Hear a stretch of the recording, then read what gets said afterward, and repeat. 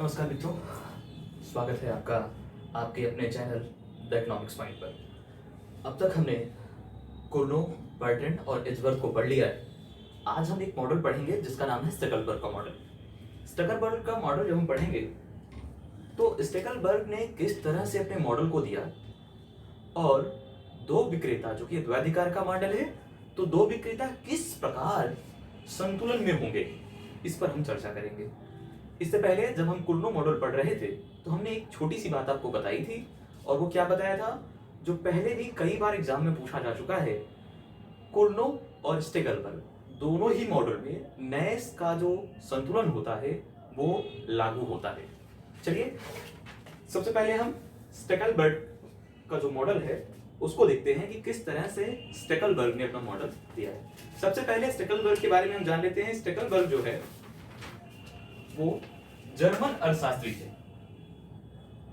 ठीक है, जर्मन अर्थशास्त्री थे ये, और इन्होंने जो अपना मॉडल दिया है 1952 का मॉडल, 1952 में दिया गया है ये मॉडल। देखिए, मैं आपको मॉडल के साथ यह बताता रहता हूं कि संबंधित मॉडल किस सन में आया है, किस वर्ष में आया है। क्यों? क्योंकि आप देख रहे होंगे कि जब भी ऑब्जेक्टिव टाइप क्वेश्चन पूछे जाते हैं उसमें आपसे सीक्वेंस में लगाने के लिए कह देता है कि कुर्नो, बर्टन, एजवर्थ और स्टैकलबर्ग के मॉडल को आप सीक्वेंस में कालक्रम के अनुसार यानी टाइम के अनुसार लगाइए, ठीक है। तो इन्होंने क्या माना? इन्होंने माना, जैसे कुर्नो क्या मानते थे? कुर्नो मानते थे कि एक विक्रेता यह मानकर चलता है कि दूसरे विक्रेता के द्वारा लिए गए निर्णय का उस पर कोई प्रभाव नहीं पड़ता, यानी परस्पर निर्भरता को वो अस्वीकार करते थे। लेकिन स्टैकलबर्ग ने क्या कहा? स्टैकलबर्ग ने परस्पर निर्भरता को यानी इंटरडिपेंडेंसी को स्वीकार कर लिया। इन्होंने कहा ठीक है, एक विक्रेता यह मानता है कि दूसरे विक्रेता के द्वारा उत्पादन संबंधी अगर कोई निर्णय लिया जा रहा है तो उसका स्वयं पर प्रभाव पड़ेगा, साथ ही साथ दूसरा जो विक्रेता है वह एक्शन लेगा, रिएक्शन लेगा, प्रतिक्रिया देगा, ऐसा वो मानकर चलता है, यानी परस्पर निर्भरता को वो स्वीकार करता है। अच्छा देखिए, द्वैधिकार है, दो ही फर्में हैं, ऐसे में दोनों ही फर्मों के पास, या कह लीजिए प्रत्येक फर्म के पास या प्रत्येक विक्रेता के पास दो स्थितियां होती हैं। पहली कौन सी स्थिति होती है? सबसे पहली स्थिति होती है कि वह अपने आप को नेता, लीडर बना दे। भाई लीडर कब बनाएगा? जब वो पहले प्रवेश करेगा। लेकिन दूसरी स्थिति क्या हो सकती है कि वो फॉलोअर बन जाए, यानी अनुयायी बन जाए। लीडर मतलब नेतृत्व करता हो जाए। दूसरी स्थिति क्या हो सकती है? वो अनुयायी हो जाए, ठीक है। दो स्थितियां हो सकती हैं। तो स्टैकलबर्ग कहते हैं कि इसको वो बोलते हैं कि ये जो स्टैकलबर्ग का मॉडल, इसको और क्या कहा जाता है? इसको कहा जाता है first mover advantage. First mover advantage, यानी जो पहले निर्णय लेगा उसे लाभ मिल सकता है। कैसे लाभ मिल सकता है? इन्होंने कहा कि प्रत्येक विक्रेता या नेता अनुयायी होने पर अधिकतम लाभ जो वह प्राप्त कर सकता है निर्धारित करता है। यानी अगर वो नेतृत्व करता है या फिर अनुयायी है तो वह अपनी उस उत्पादन मात्रा को निर्धारित करने का प्रयास करेगा जिसमें क्या होगा? उसको अधिकतम लाभ की स्थिति प्राप्त हो, ठीक है। और उन्होंने और क्या कहा? इन्होंने कहा, इसको मैं लिख देता हूं, आप कहिएगा। तो देखिए, प्रत्येक जो फर्म है नेतृत्वकर्ता अनुयायी, वो क्या करता है? वह जब भी, चाहे वो नेतृत्व करता हो चाहे वो अनुयायी हो, किस तरह का उत्पादन मात्रा निर्धारित करना चाहेगा? जिस पर उसे क्या हो? अधिकतम लाभ प्राप्त हो, मैक्सिमम प्रॉफिट मिले, ठीक है, अधिकतम लाभ प्राप्त हो। तो उन्होंने कहा कि स्टैकलबर्ग ने क्या कहा? स्टैकलबर्ग ने कहा कि बाजार में संतुलन तभी होता है जब दोनों की इच्छाएं मेल खाती हैं। कहने का क्या मतलब है? कहने का मतलब है कि अगर पहले मान लीजिए फर्म ए ने एंट्री ली, विक्रेता ए ने प्रवेश किया, ठीक है, उसने क्या किया, कीमतों को बढ़ाना शुरू किया। अगर बी फर्म भी कीमतों को बढ़ाए तो ऐसे में क्या होगा, ऐसे में दोनों की जो इच्छाएं हैं वो मेल खा रही हैं और ऐसे में बाजार संतुलन की स्थिति को प्राप्त करेगा। ठीक है, अब देखिए स्टकलबर्ग ने अपने मॉडल को किसकी सहायता से समझाया है? उन्होंने क्या लिया? उन्होंने लिया प्रतिक्रिया वक्रों का सहारा लिया। रिएक्शंस लाइन जो होती हैं, प्रतिक्रिया वक्र या रेखाएं, इन्होंने क्या किया, रिएक्शन कर्व्स को लिया और यह देखने का प्रयास किया कि बाजार में किस तरह से संतुलन मिल सकता है, संतुलन मिलेगा कि नहीं मिलेगा। विभिन्न स्थितियों में उन्होंने इसका पता लगाने का प्रयास किया। इतनी बात आपको समझ में आ गई होगी। मैं आपको फिर से बता दूं, स्टैकलबर्ग का मॉडल आसानी से समझ नहीं आता है, ठीक है, तो मैं बहुत आसानी से आपको समझाने की कोशिश कर रहा हूं। देखिए मैंने कोई बड़ी बात नहीं की, मैंने कहा जर्मन के अर्थशास्त्री 1952 में इन्होंने मॉडल दिया अपना।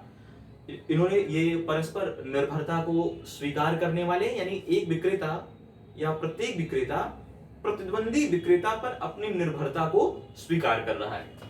फिर हमने कहा कि कोई भी फर्म या तो पहले प्रवेश करेगी या फिर फॉलोअर बाद में प्रवेश करेगी, तो ऐसे वो नेतृत्व करने वाली लीडरशिप में हो सकती है। दूसरी चीज क्या हो सकती है, वो फॉलोअर हो सकती है। इसके अलावा हमने कहा इसको फर्स्ट मूवर एडवांटेज मॉडल भी कहा जाता है। क्यों? क्योंकि हम इसमें देखेंगे कि कौन पहले परिवर्तन संबंधी निर्णय ले रहा है और हो सकता है जो पहले निर्णय ले वो अधिक लाभ में हो। फिर हमने कहा कि चूंकि नेतृत्व करता हो सकता है, लीडर हो सकता है, अनुयायी यानी फॉलोअर हो सकता है, दोनों ही स्थितियों में प्रत्येक विक्रेता अपनी उत्पादन मात्रा को इस प्रकार निर्धारित करना चाहता है कि उसे अधिकतम लाभ की प्राप्ति हो सके। फिर हमने कहा कि अगर दोनों फर्म की इच्छाएं, दोनों विक्रेताओं की इच्छाएं मेल खाती हैं, यानी अगर एक कीमत बढ़ाना चाह रहा है तो बी भी कीमत बढ़ाना चाहे, तो ऐसे में बाजार में क्या हो जाएगा, संतुलन मिल जाएगा। फिर हमने ये भी कहा कि जो स्टैकलबर्ग का मॉडल है उसको किसकी सहायता से इन्होंने समझाने का प्रयास किया, प्रतिक्रिया वक्रों के माध्यम से, यानी रिएक्शन कर्व्स के माध्यम से। ठीक है, इतनी बातें आपको समझ में आ गई होंगी। आइए आगे देखते हैं। देखिए जब इन्होंने प्रतिक्रिया वक्रों के माध्यम से स्टैकलबर्ग ने अपने मॉडल को समझाने का प्रयास किया, तो इसमें इन्होंने क्या लिया, इसमें इन्होंने कहा कि एक विक्रेता, या कह लीजिए यहां पे आप लिख लीजिए कि जो प्रत्येक विक्रेता है, प्रत्येक विक्रेता, ठीक है, प्रत्येक विक्रेता अपने उत्पादन को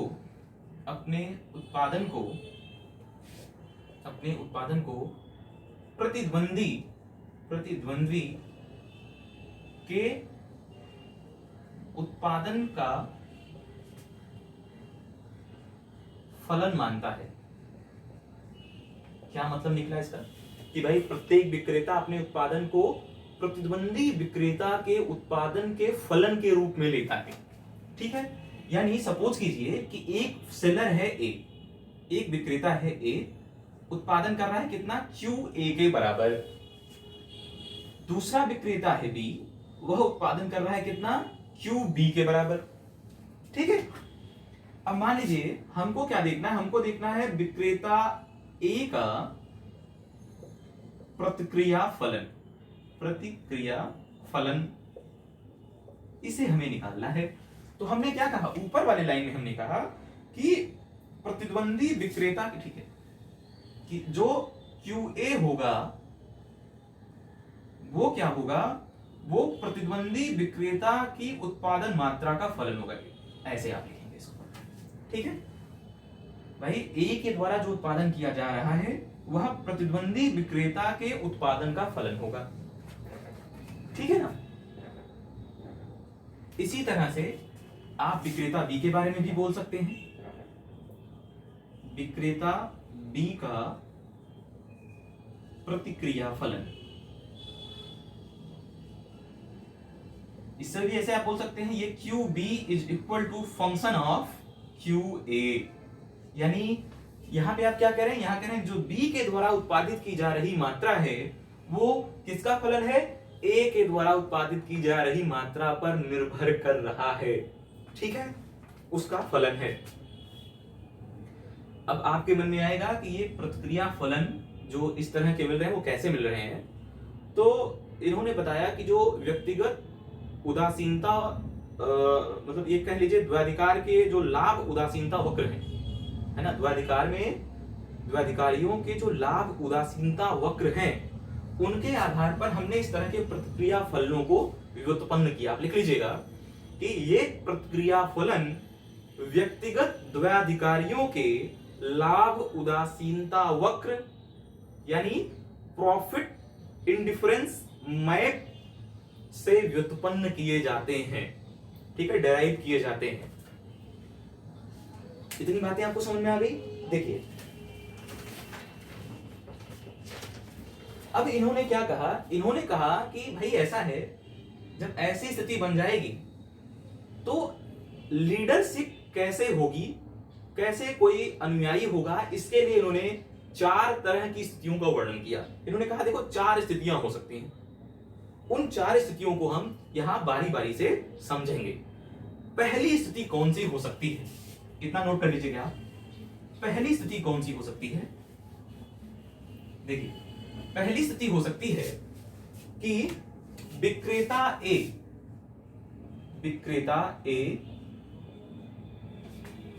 क्या हो, लीडर हो, नेतृत्व करता हो, और बी क्या हो, बी अनुयायी हो। पहली स्थिति हो सकती है जब फर्म ए या विक्रेता ए बाजार में प्रवेश करे तो वह नेतृत्व करता हो सकता है या कोई परिवर्तन करे तो वो नेतृत्व करता होगा, और बी क्या होगा, अनुयायी होगा। यानी seller A is a leader, B is a follower, ठीक है। ऐसे में आप देखिए हमने आपसे क्या कहा, हमने कहा कि जो ए का उत्पादन होता है वो बी के उत्पादन से प्रभावित हो रहा है, और जो बी का उत्पादन है वो ए के उत्पादन से प्रभावित हो रहा है। देखिए अगर मान लीजिए कि ए क्या है, लीडरशिप की स्थिति में है, ठीक है, तो और वह कितना कीमत निर्धारित किया, देखिए हमने एक्स एक्सिस पर ए की कीमतों को लिया है, वाई एक्सिस पर हमने क्या लिया है, वाई एक्सिस पर हमने लिया है बी की कीमतों, कि बी कितना कीमत रख रही है। हमने कहा ये ए का रिएक्शन लाइन है और ये बी का रिएक्शन लाइन है। ए के रिएक्शन लाइन पे हम क्या दिखा रहे हैं, एल बी को दिखा रहे हैं। इसका क्या मतलब होगा, यानी जो ए का नेतागिरी का बिंदु है, जो ए की लीडरशिप है वो एल ए यानी बी बिंदु पर, बी के रिएक्शन लाइन पर है, और जो बी का लीडरशिप पॉइंट है वो ए के रिएक्शन कर्व पे है। यहां बात समझ में आ रही, देखिए बी के रिएक्शन लाइन पर हमने एल ए लिखा है और ए के रिएक्शन लाइन पर हमने एल बी को लिखा है।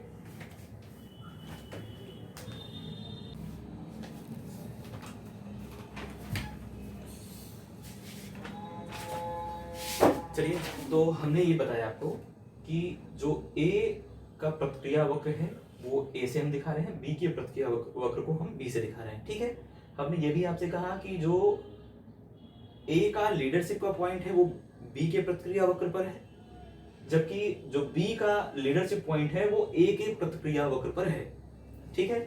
हमने कहा कि अगर मान लीजिए कि विक्रेता ए नेतृत्व करता हो और बी अनुयायी हो, बी फॉलोअर हो, ऐसे में क्या होगा, हमने क्या कहा है, हमने कहा विक्रेता ए नेतृत्व करता है, यानी अगर हम एक्स एक्सिस पर ए की कीमतों को और वाई एक्सिस पर हम बी की कीमतों को दिखा रहे हैं, तो ऐसे में हम क्या बताएंगे, ऐसे में हम कहेंगे कि जो विक्रेता ए है वह अपनी कीमतों को बढ़ाए। कीमतों को बढ़ाने का सेंस क्या है, मान लीजिए कीमतें यहां पे कहीं पे थी, यहां कहीं पे, बढ़ाने का सेंस है कि ये इधर बढ़ाएगा कीमतों को, मान लीजिए वो बढ़ा के कीमतों को यहां कर दे, कीमतें देखिए यहां कहीं पहुंच गई, यहां कहीं पहुंच जाएंगी, और बढ़ाना चाहे तो। बी क्या है, बी फॉलोअर है, और वो फॉलो करते हुए क्या करेगा, वो भी कीमतों को बढ़ाएगा, वो कीमतों को बढ़ा के यहां करेगा या फिर यहां कर सकता है। ठीक है, दोनों कीमतों को बढ़ाते हुए किस बिंदु पर पहुंच जाएंगे, जहां दोनों प्रतिक्रिया वक्र एक दूसरे को प्रतिच्छेद कर रहे हैं। इसी आप कहेंगे ये आपका ई बिंदु है। और इस ई बिंदु पर क्या होगा, इस ई बिंदु पर दोनों ही फर्में या दोनों ही विक्रेता एक साथ संतुलन की स्थिति में पहुंच जाएंगे। ठीक है, स्टेकलबर्ग ने इसको कहा कि भाई आप देखिए इसमें चर क्या है, सबसे पहले जो मेन पॉइंट है वो क्या है आपका, कि इसमें चर क्या है, किसको बदल रहे हैं आप, कौन सा वेरिएबल है आपका, कीमत, प्राइस। ठीक है, दूसरी बात क्या है कि देखिए जो हल है आपका कैसा है भाई, कैसा रिजल्ट आपको मिल रहा है, सर्टेन है, निश्चित है। निश्चित क्यों है, हमने कहा देखिए ए ने अपनी कीमतों को बढ़ाया और एलबी से ऊपर ले जाना शुरू किया, ऊपर की ओर जा रहा है, देखिए कीमतें बढ़ रही हैं। बी क्या कर रहा है, बी फॉलोअर है, बी अनुयायी है, उसने भी कीमतों को बढ़ाना शुरू किया, इनकी कीमतें देखिए इधर बढ़ेंगी इधर बढ़ेंगी। ठीक है, और कीमतों को बढ़ाते बढ़ाते वो कहां पे लेके आ गए, वो लेके आ गए जहां दोनों ही वक्र एक दूसरे को प्रतिच्छेद कर रहे हैं, दोनों ही प्रतिक्रिया वक्र, ए का प्रतिक्रिया वक्र और बी का प्रतिक्रिया वक्र एक दूसरे को प्रतिच्छेद कर रहे हैं। जब उस बिंदु पर पहुंच गए तो हमने कहा यह संतुलन का बिंदु है। इस तरह से आप क्या बोलेंगे, स्टेकलबर्ग के उस मॉडल में जिसमें विक्रेता ए नेतृत्व करता है, विक्रेता बी अनुयायी है, हल कैसा है, निश्चित है, यानी सर्टेन है। चर को आपने क्या लिया है, कीमतों को आपने चर के रूप में लिया है। आइए, ये तो पहली स्थिति। दूसरी स्थिति क्या हो सकती है इसी में, कि विक्रेता डी क्या हो, नेतृत्व करता हो, लीडर हो। ठीक है, जबकि विक्रेता ए क्या होगा इसमें, अब विक्रेता ए फॉलोअर होगा, अनुयायी होगा। ठीक है, परिवर्तन को लेकर भी आप कह सकते हैं कि एक नेतृत्व करता है, एक अनुयायी, किसने डिसीजन लिया, किसने पहले मूव किया। ठीक है, एंट्री के साथ साथ आप मूविंग को भी देखेंगे, कौन सबसे पहले परिवर्तन कर रहा है। देखिए, अगर विक्रेता बी नेतृत्व करता है, ठीक है, इसमें भी आप क्या लेंगे, चर क्या लेंगे, आप वेरिएबल क्या लेंगे, कीमतों को लेंगे, कीमत को लेंगे। हल देखिए इसमें किस तरह का मिलेगा, किस तरह का रिजल्ट मिलेगा, किस तरह का आउटपुट आपको मिलेगा। इसको मिटा दे रहे हैं जो अभी हमने लिख दिया था ये सब।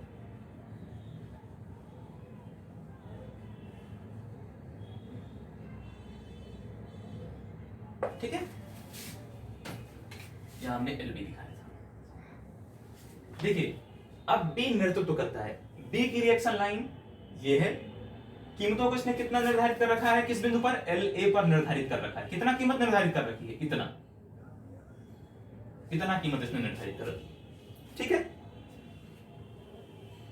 ए ने कितनी कीमत निर्धारित कर रखी है, ये कीमत निर्धारित कर रखी है। ठीक है, अब देखिए बी क्या है, हमने कहा बी नेतृत्व करता है, और जब बी नेतृत्व करता है तो वह कीमतों को क्या कर सकता है, एल ए से बढ़ाकर ऊपर की ओर ले जा सकता है और कीमतों को बढ़ा सकता है ना। यहां पर लाएगा तो यहां लाइन खींचेंगे, फिर और बढ़ाएगा। ठीक है, तो कीमतों को बढ़ाकर बढ़ाएगा वो, और जब बी कीमतों को बढ़ाएगा तो ए क्या करेगा, ए भी अपनी कीमतों को एल बी बिंदु से ऊपर की ओर चलना शुरू कर देगा, यानी बढ़ाना शुरू कर देगा। जब ए और बी ने सबसे पहले कीमतों को बढ़ाया, उसका फॉलो कौन कर रहा है, उसको अनुयायी के रूप में कौन है, ए भी अपनी कीमतों को बढ़ा रहा है।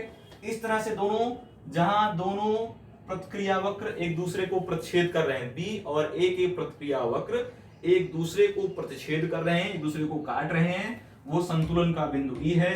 दोनों संतुलन के बिंदु ई पर पहुंचेंगे और आप क्या कहेंगे, हल कैसा है, निश्चित है। निश्चित हल आपको मिला है। यहाँ पे बात समझ में आ गई आपको, बहुत आसानी से मैं आपको समझाने की कोशिश कर रहा हूं। स्टेकलबर्ग के मॉडल को समझना इतना आसान नहीं है, लेकिन हमारा क्या प्रयास है कि आप इस मॉडल को बहुत आसानी से समझ सकें। हमने कुछ भी बहुत खास नहीं किया, हमने कहा 4 स्थितियां हो सकती हैं भाई, 2 लोग हैं, या तो अनुयायी या फिर नेतृत्वकर्ता, लीडर। हमने कहा कि भाई पहले मान लीजिए फर्म ए या विक्रेता ए लीडर है, इसका मतलब बी अनुयायी है। और ऐसे में हमने पहले मॉडल को बताया। दूसरा हम क्या समझा रहे हैं कि मान लीजिए विक्रेता बी नेतृत्व करता लीडर है और ए क्या है, अनुयायी है, फॉलोवर है। और फॉलोवर जब है तो अगर बी कीमतों को एल ए से बढ़ाकर ऊपर की ओर ले जाएगा तो वो फॉलो करेगा ए भी अपनी कीमतों को एल बी से ऊपर की ओर ले जाने लगेगा। और वो कहां संतुलन पर होंगे, बिंदु ई पर, जहां दोनों ही ए और बी के प्रतिक्रिया वक्र एक दूसरे को काट रहे हैं, प्रच्छेद कर रहे हैं, वहां संतुलन प्राप्त हो जाएगा। और इस तरह से जो हल होगा वो निश्चित होगा, जो सॉल्यूशन मिलेगा आपको इस मॉडल में वो निश्चित होगा। ठीक है, इतनी बात आपको समझ में आ गई होगी। आइए तीसरी स्थिति देख सकते हैं कि तीसरी क्या संभावना बन रही है। तीसरी संभावना क्या हो सकती है, देखिए आपके दिमाग में आना चाहिए कि एक एक बार तो हमने क्या किया, दोनों को लीडर बना दिया। अब हम क्या कह दें, तीसरी स्थिति हम कह दें कि दोनों ही फर्में अनुयायी हों, दोनों ही फर्में अनुयायी हों,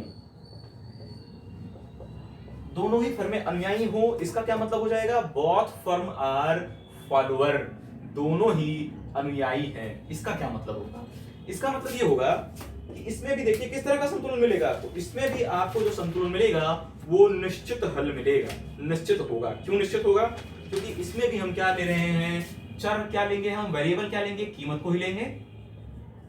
हल कैसा होगा, निश्चित होगा। कोई बड़ी बात नहीं है, कोई भी, दोनों ही अनुयायी हैं, दोनों की कीमतों को बढ़ाएंगे एक साथ, दोनों ही कीमतों को एक साथ बढ़ाएंगे, फिर बढ़ाते बढ़ाते कहां पहुंच जाएंगे, बिंदु ई पर पहुंच जाएंगे। और जब बिंदु ई पर पहुंच जाएंगे तब क्या होगा, तब होगा हल निश्चित। ठीक, चौथी स्थिति आप देख लीजिए। चौथी स्थिति में क्या हो सकता है, दोनों ही फर्में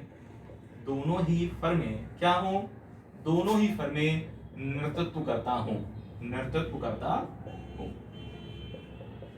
ठीक है, दोनों ही फर्में अगर नेतृत्व करने वाली, कैसे नेतृत्व करेंगी, तो देखिए प्राइसों को लेकर अगर कीमतों को लेकर नेतृत्व करेंगी तब तो उपभोक्ता यहां वहां भागने लगेंगे। तो इसमें हम क्या लेते हैं, इस पे हम जहां ए का हमने कीमत लिया है उस एक्सिस पर हम किसको लेंगे, अब ए आउटपुट, ए के उत्पाद को लेंगे। इसी तरह से हम क्या लेंगे, यहाँ पे बी के प्राइस के स्थान पे क्या लेंगे, बी के आउटपुट को लेंगे, बी के उत्पाद या उत्पादन को लेंगे। ठीक है, देखिए दोनों ही फर्में अगर नेतृत्व करता है तो क्या कहा जा सकता है, एक म्यान में दो तलवार नहीं रह सकती है। ठीक है, सुना है ना आप लोगों ने। तो इसी तरह से दो नेतृत्वकर्ता कैसे हो सकते हैं भाई, तो इसका मतलब क्या होगा, स्टेकलबर्ग को का ये जो असंतुलन है इसको अगर दोनों ही फर्में, स्टेकलबर्ग ने कहा अगर दोनों ही फर्में नेतृत्व करता है, बोथ फर्म आर लीडर, तो ऐसे में क्या होगा, ऐसे में जो संतुलन होगा उसको स्टेकलबर्ग का असंतुलन कहेंगे। यानी अब संतुलन नहीं मिला, ये स्टेकलबर्ग का असंतुलन है। असंतुलन कैसे है,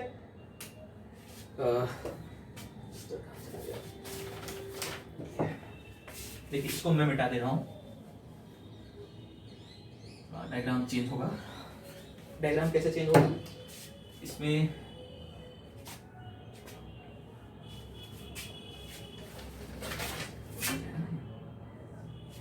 ठीक है, एक को मान लीजिए ये ए की रिएक्शन लाइन है और ये बी की रिएक्शन लाइन है। अब हम क्या कर रहे हैं, अब हम आउटपुट यानी उत्पाद को ले रहे हैं चर के रूप में। इसमें हम क्या लेंगे, चर के रूप में किसको लेंगे, उत्पाद को लेंगे या उत्पादन को लेंगे। ठीक है, कौन कितना उत्पादन करेगा। देखिए हमने आपसे कहा कि मान लीजिए ए की रिएक्शन लाइन पर हम किसको दिखाते हैं भाई, बी की लीडरशिप को दिखाते हैं। बी की रिएक्शन लाइन पर किसको दिखाते हैं हम, बी की रिएक्शन लाइन पर हम ए के लीडरशिप को दिखाते हैं, ये दिखा दिया हमने। अब देखिए हमने कहा दोनों ही फर्में नेतृत्व करता है, यानी अपनी मनमानी करेंगे, है ना। अपनी मनमानी कैसे करेंगे, जैसे मान लीजिए शुरुआत में सबसे पहले मान लीजिए कि ए फर्म कीमत नेतृत्व करता है। ए ने क्या, ए फर्म क्या है, नेतृत्व करता है, कीमत नहीं, ए फर्म नेतृत्व करता है, लीडर है।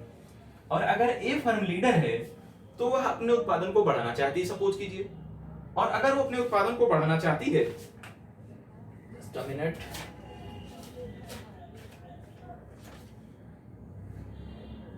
ठीक, मान लीजिए ए फर्म क्या चाहती है, अपने उत्पादन को बढ़ाना चाहती है या अपने उत्पादन को घटाना चाहती है। सपोज कीजिए ए ने अपने उत्पादन को घटा दिया, पीछे की ओर गई, ठीक है, लीडर है भाई, कुछ भी कर सकते हैं। बी भी लीडर है, बी कहेगा हम क्यों घटाएं भाई, हम क्यों घटाएं, हम क्यों बढ़ाएं, हमारा जो मन मर्जी हम वो करेंगे। तो जैसे इसने अपनी उत्पादन मात्रा को घटाने का प्रयास किया, तो बी क्या करेगा, बी एलबी पॉइंट पर है ना, सॉरी उल्टा बन गया ये, जस्ट अ मिनट वेट। देखिए मैं आपको बता रहा था कि अगर मान लीजिए फर्म ए क्या है, नेतृत्व करता है, फर्म ए नेतृत्व करता है, लीडर है, तो ऐसे में वह एलबी पॉइंट पर है, ठीक है। और अगर वह अपने उत्पादन को बढ़ाने का प्रयास करेगा, ठीक है, अगर वो अपने उत्पादन को बढ़ाने का प्रयास करेगा, तो फर्म बी भी क्या है, वो भी नेतृत्व करता है, उसका रिएक्शन लाइन क्या है, ये है, और एलए पॉइंट पर है वो क्या कहेगा, वो भी अपने उत्पादन मात्रा, देखिए बढ़ाएंगे तो इधर आएंगे, ए अगर उत्पादन मात्रा को अपने बढ़ाएगा तो वो नीचे की ओर आएगा, यानी इधर बढ़ेगा उत्पादन मात्रा। बी भी क्या है, नेतृत्व करता है, बी भी लीडर है, बी ए से प्रभावित नहीं होगा। वो क्या करेगा, वो अपने उत्पादन को स्थिर रख सकता है ना, उत्पादन को स्थिर रख सकता है, या उत्पादन को क्या कहेगा कि भैया हम उत्पादन घटाएंगे, हम उत्पादन बढ़ाएंगे नहीं, या कहेगा कि मैं जो है अपने उत्पादन में कोई परिवर्तन नहीं करूंगा, मैं स्थिर रखूंगा अपने उत्पादन को, ठीक है। तो ऐसे में क्या होगा, ऐसे में ये नीचे की ओर आएगा, ये क्या होगा, ये भी नीचे की ओर आएगा या स्थिर रहेगा। और क्या होगा, जहां दोनों प्रतिच्छेद वक्र काटेंगे, जहां दोनों प्रक्रिया वक्र एक दूसरे को प्रतिच्छेद करते हैं, काटते हैं, वो उस बिंदु पर नहीं पहुंचेंगे, यानी ई वाले बिंदु पर नहीं पहुंचेंगे, और जो संतुलन होगा वो नहीं प्राप्त होगा। तो ऐसे में इसको आप क्या कहेंगे, इसमें जो हल मिलता है वो अनिश्चित रहता है, ठीक है। इतनी बात आपको समझ में आ गई होगी। जस्ट अ मिनट, मैं चेक कर लेता हूं सब ठीक चल रहा है या नहीं।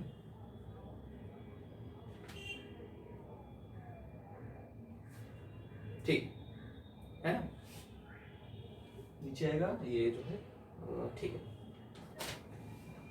इतनी बात आपको समझ में आ गई होगी। देखिए जब आप कोई मॉडल पढ़ते हैं तो आपके मन में हमेशा ही एक बात आती है, और वो क्या बात आती है कि भाई इतने मॉडल तो पढ़ ले रहे हैं, पर आपको ये नहीं समझ में आता ये मॉडल लागू कब होंगे, ठीक है।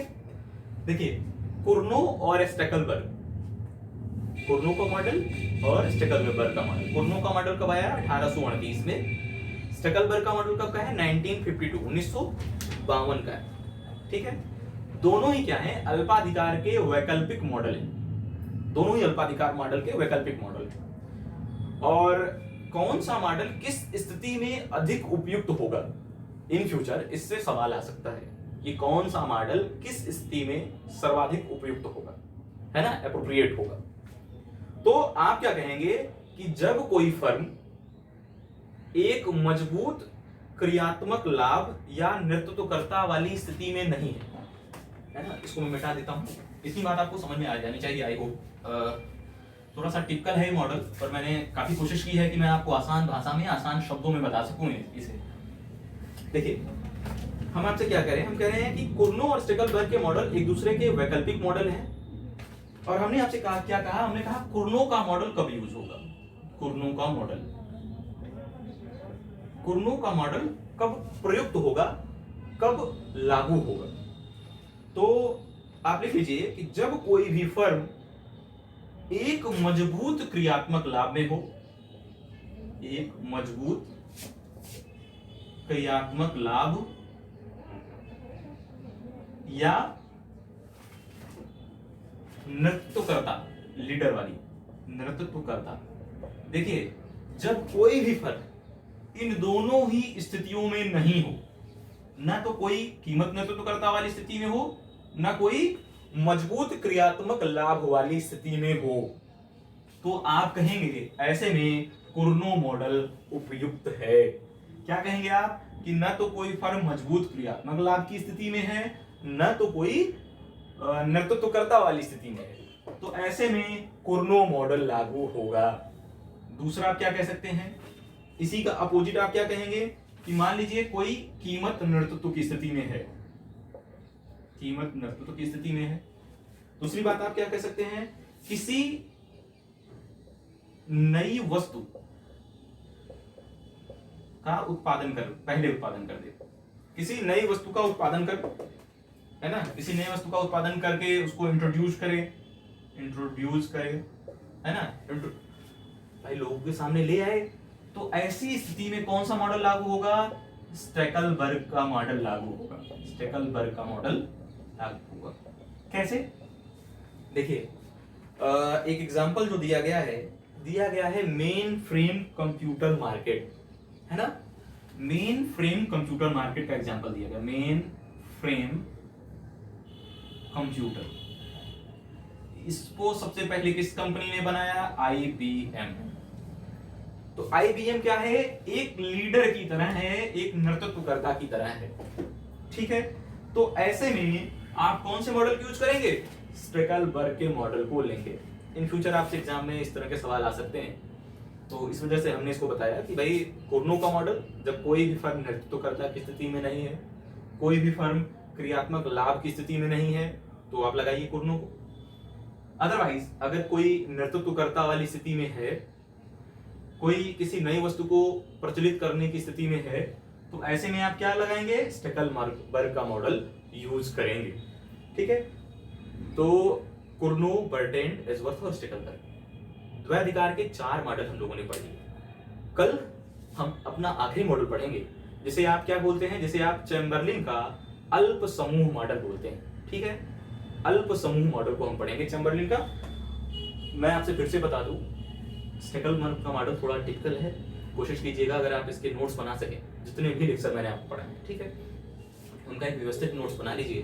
तो अगर आपका नोट्स आपने स्वयं लिखा होगा, अपनी भाषा में लिखा होगा, तो उसको रिवीजन करने में, दोहराने में और उसको समझने में आपको हमेशा आसानी होगी, ठीक है। तो आज की क्लास में इतना ही। अगली क्लास में हम मिलेंगे चैम्बरलिन के अल्प समूह मॉडल के साथ। आज के लिए इतना ही। Thank you.